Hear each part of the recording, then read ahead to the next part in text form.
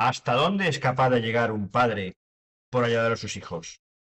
¿Qué puede llegar a hacer una familia por salvar la vida de sus hijos? Esta y muchas preguntas más serán respondidas en el siguiente episodio. Soy Julio Fernández, bienvenido a un nuevo capítulo de Farmacocuriosidades. Hoy vamos a hablar de terapia génica de enfermedades raras.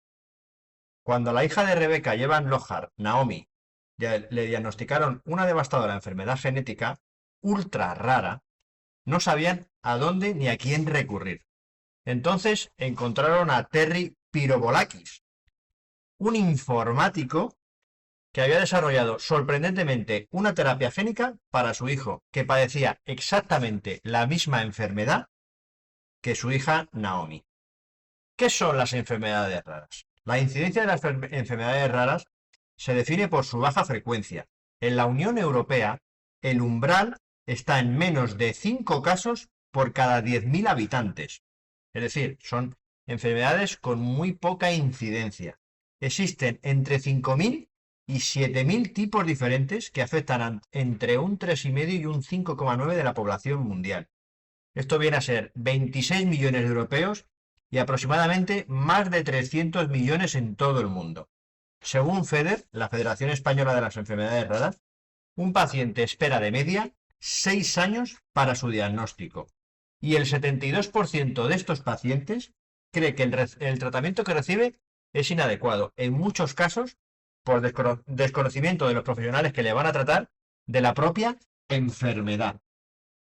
Además, en muchos casos la cobertura sanitaria que tienen estas enfermedades es escasa o nula, lo que supone para las familias un esfuerzo económico que puede llegar a superar el 20% de los ingresos anuales de una familia de tipo medio.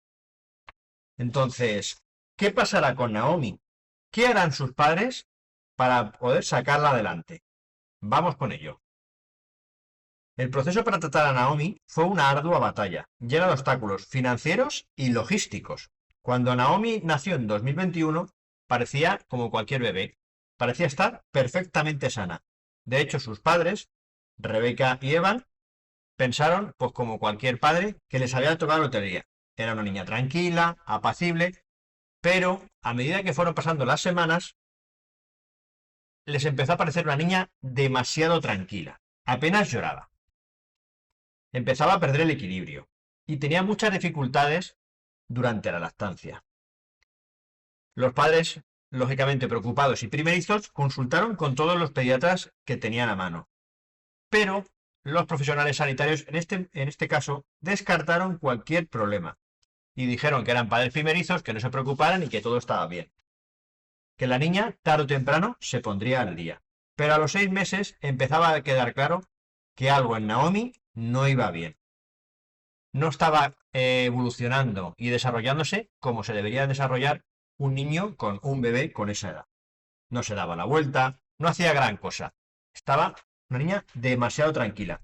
Este retraso cognitivo además le estaba afectando a su comunicación, a los reflejos y a todo lo que ha desarrollado un bebé durante 6 meses.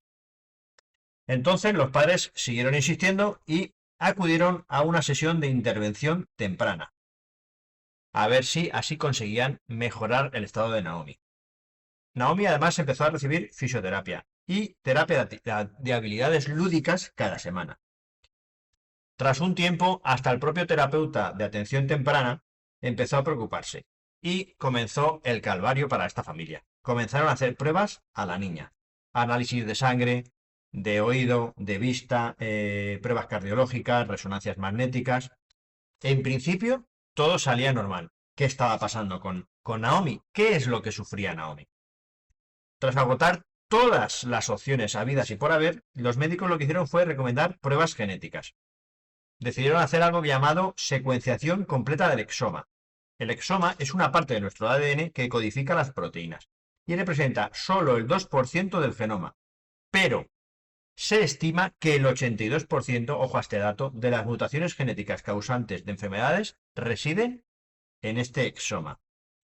Este análisis o esta secuenciación completa era cara. Ya hemos dicho antes que FEDER estima que hasta el 20% de los ingresos anuales de una familia se puedan tratar a estos enfermos. Pues bien, el tratamiento, vamos, el tratamiento no. La prueba les costó a la familia $3.000.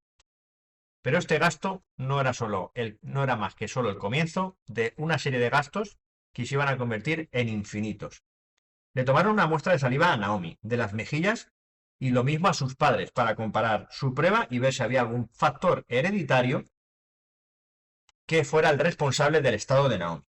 Se tardó más de 3 meses en obtener los resultados. Imagínense, para unos padres, la angustia de un niño que ves que se va retrasando y que no evoluciona. Y encima los resultados tardan tantísimo.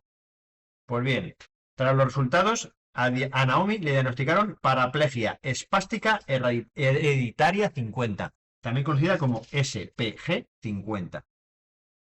Lo primero que hicieron los padres fue ponerse en contacto con neurólogos y con los resultados en la mano, el médico se puso a investigar sobre algo que le sonaba totalmente desconocido. El propio especialista no conocía nada sobre esta enfermedad. La SPG es una enfermedad genética extremadamente rara. La padecen menos de 100 personas en todo el planeta. Enfermedades de ese tipo, evidentemente, a las grandes farmacéuticas, pues no les interesa destinar muchos recursos porque se lleva mucho de tiempo y dinero para muy pocos pacientes. Esta enfermedad afecta al sistema nervioso central, el cerebro y la médula espinal y causa diversos síntomas. Al principio, en los niños, causa un retraso en el desarrollo. Simplemente, como decíamos con Naomi, progresa muy lentamente en todas las áreas. Y luego, durante las primeras etapas de la infancia, alrededor de la primaria, empiezan a perder las habilidades que han desarrollado. Esto, además, se acompaña de paraplegia progresiva. Los niños generalmente no hablan y presentan un deterioro cognitivo de moderado a grave. Es decir, al niño le afecta en todas las facetas de su vida. La mayoría de las personas con SPG 50 quedan paralizadas a los 10 años y tetraplégicas más adelante. Muchas ni siquiera aprenden a hablar ni a caminar, y todo es debido a un gen. Es una mutación en el gen AP4. Naomi había recibido, desgraciadamente para ella, una copia defectuosa de cada progenitor. Había un 25% de posibilidades de que cualquier otro niño que tuviera el matrimonio también se viera afectado. Evidentemente para la pareja fue devastador, porque estaban de nuevo esperando un hijo. Estaban a 4 semanas de que naciera su segundo hijo, al que llamarían Jack. Las enfermedades genéticas ultrararas tienen tan pocos pacientes, pues como decíamos, que rara vez tienen un tratamiento preestablecido. De hecho, muchas veces no hay ni medicamentos en el mercado. Pero sí es verdad que una enfermedad genética tiene una causa muy clara, y a menudo el tratamiento se puede reducir a un gen problemático, y es ahí donde se dirige la terapia génica. La idea como tal es una idea sencilla. Se puede dotar a alguien con una mutación genética de un gen correctivo. Esto es en la práctica, en la teórica, perdón, pero en la práctica es mucho, mucho más complejo. Pero para esta familia era la única esperanza, conseguir un tratamiento que fuera un gen correctivo para que su hija mejorara y rezar para que Jack, el hijo que estaba en camino, no tuviera los mismos problemas. Cuando hablaron por última vez con los neurólogos, Rebecca y Evan, los padres de Naomi, hicieron lo que hubiera hecho cualquier padre. Se pusieron a buscar información sobre la enfermedad como locos. Empezaron a googlear algo tan común. Doctor Google hoy en día está a la orden del día y muchas veces la información que da, por no decir casi siempre, es errónea o sesgada. Pues bien, no encontraron mucha información aparte de SPG 50, pero encontraron algo mejor, o mejor dicho, a alguien mejor. Encontraron a un señor llamado Terry Pyrovolakis, que tenía un hijo nacido en abril de 2019, Michael, que había sido diagnosticado de la misma enfermedad rara, la paraplegia espástica tipo 50. Tanto a Terry como a su esposa, Georgia, les dijeron que no podían hacer nada por su hijo. Solo tenían que volver a casa y amarlo hasta el final de sus días. Los médicos con Terry y con Georgia fueron mucho más duros que con los padres de Naomi. Les dijeron que no había cura para el SPG50, ni había ensayos clínicos a los que unirse, ni tratamientos a los que apuntarse. No tenían ninguna opción. Terry y Georgia esa noche volvieron a su casa destrozados. Al día siguiente se dieron cuenta de que tenían algo que hacer y estaban dispuestos a hacer todo lo que fuera por ayudar a su hijo, lo que hubiera hecho cualquier padre. Terry, informático de profesión, se conectó a Internet y descubrió que familias con una enfermedad similar, la SPG47, habían estado buscando maneras de acceder a un tratamiento de terapia genética. Solo necesitaban dos cosas. Necesitaban un equipo adecuado y, por supuesto, dinero. En 4 días, Terry había rehipotecado su casa, liquidó todos sus ahorros y 3 días después contactó con el laboratorio Jackson de Maine para rogarles y pedirles que por favor hicieran un modelo de ratón para su hijo. No contento con esto, Terry voló a la conferencia de la Sociedad Americana de Terapia Celular y Génica en Boston, con un cartel que decía: se busca una cura para Michael. Recompensa por beca de investigación. Durante esa conferencia entrevistó a la FDA, a los servicios de salud, a personal de las NIH, a empresas, a científicos, a investigadores, y a todos les hizo la misma pregunta. Si fuera su hijo, ¿qué terapia le aplicarían? ¿Qué harían por él? Y el 90% le respondió lo mismo: terapia génica. Y entonces la segunda pregunta que les hizo Terry fue: ¿a quién contratarías para que te hiciera la terapia génica? Y casi todos dijeron a la misma persona, al doctor Stephen Gray. Gray, curiosamente, estaba allí para recoger un premio. Para recoger un premio al mejor genetista. Tras subir al escenario, Terry no se lo pensó ni un momento y le abordó. Le contó su problema y Gray le dijo que tenía ya 30 programas abiertos y que estaba muy ocupado. Y que se sentía incapaz de aceptar un nuevo programa sin darle la atención que necesitaba. Sin embargo, Terry no aceptó un no por respuesta.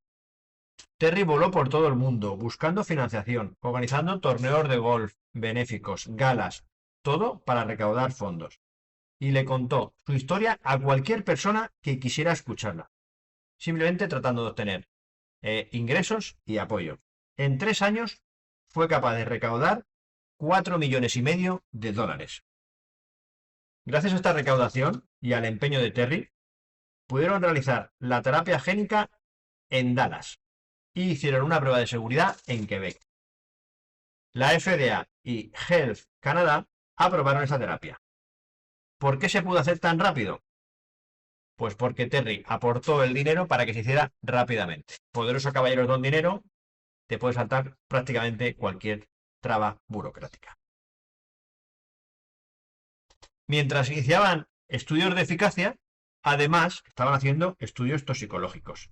Mientras hacían estudios toxicológicos, estaban produciendo o fabricando, no a gran escala, pero más unidades del tratamiento.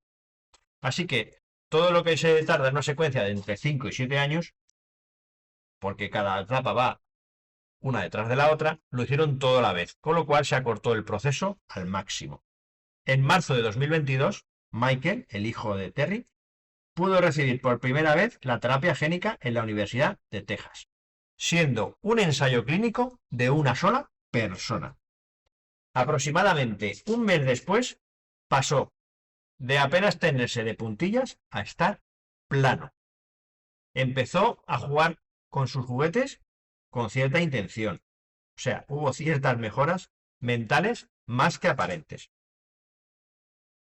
Así que Terry pensó que otros niños con SPG podían tener acceso a este tratamiento. Era un tratamiento seguro y eficaz y que podría traspasarlo a una compañía farmacéutica para realizar muchos más ensayos y comercializarlo, ya que el modelo que él había desarrollado no era sostenible económicamente para prolongarlo en el tiempo. Lo que pasa que para Terry, esto parecía muy sencillo, no fue tan sencillo como pensaba. Así que cuando Rebecca y Evan, los padres de Naomi, buscaron en Google SPG en mayo de 2023, apareció inmediatamente el sitio web que Terry habría creado, curespg50.org.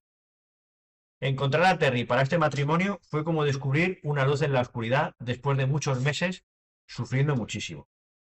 Le preguntaron a Terry sobre cómo lograr que Naomi fuera tratada igual que su hijo Michael. Terry les prometió que haría todo lo posible por ambos niños para intentar sacarlos adelante.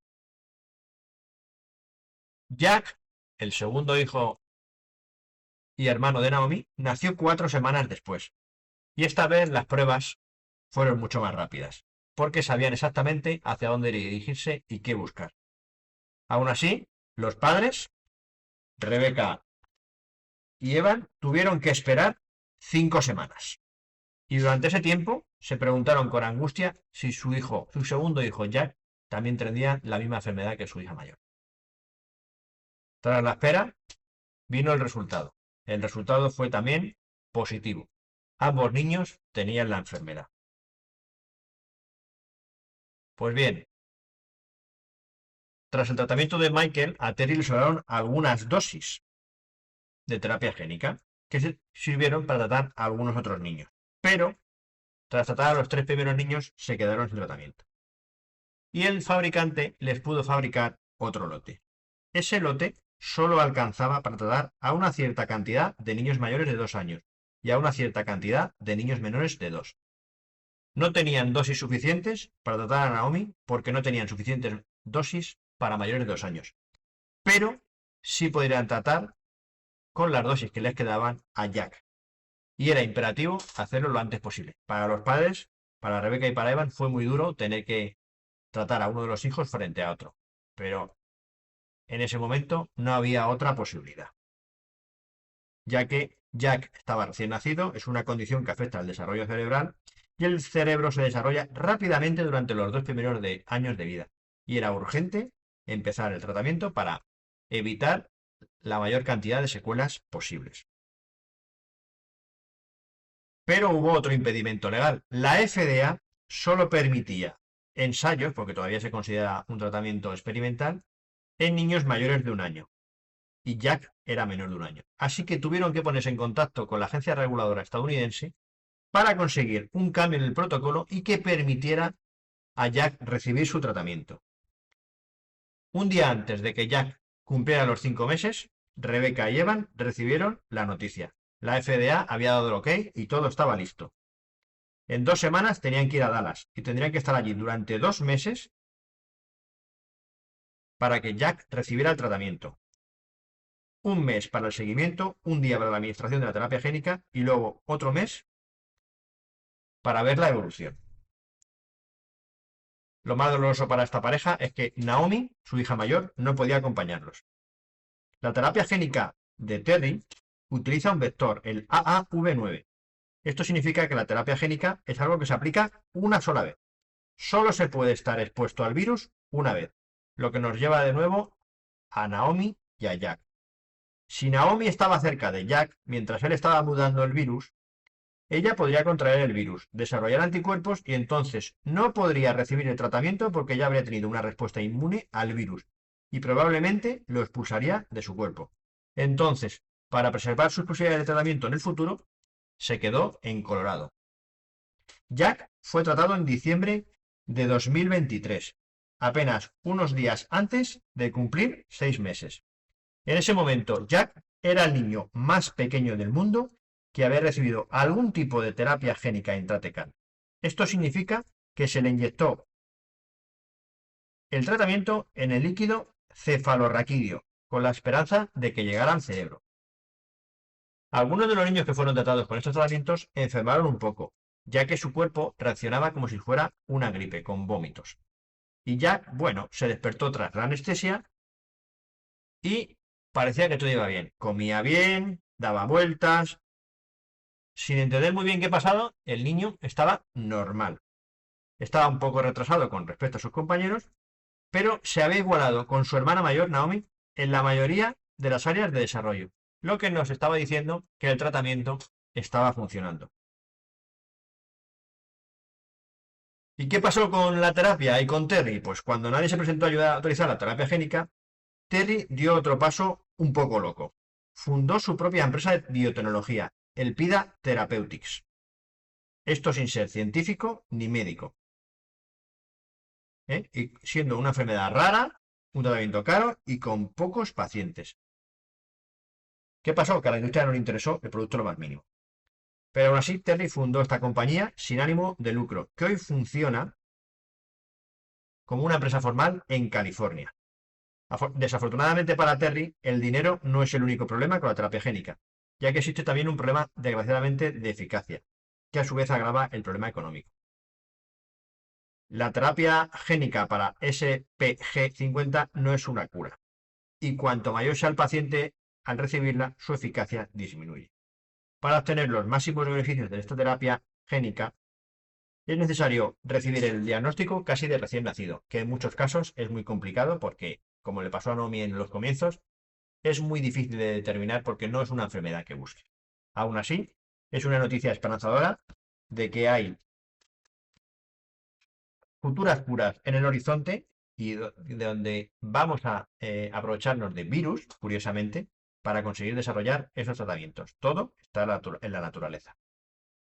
Hasta aquí esta historia. Recordad que estas historias recogen hitos importantes de la historia de los fármacos, pero no tienen el propósito de servir como sustituto al diagnóstico, al consejo médico ni al tratamiento, incluido el uso de medicamentos a través de un profesional de la salud. Hay que consultar siempre con su médico profesional sanitario de referencia para una atención adecuada. Muchas gracias por vuestra atención, por haber llegado hasta aquí. Y nada, si os ha gustado, darle like, suscribiros y hasta la próxima. Muchas gracias.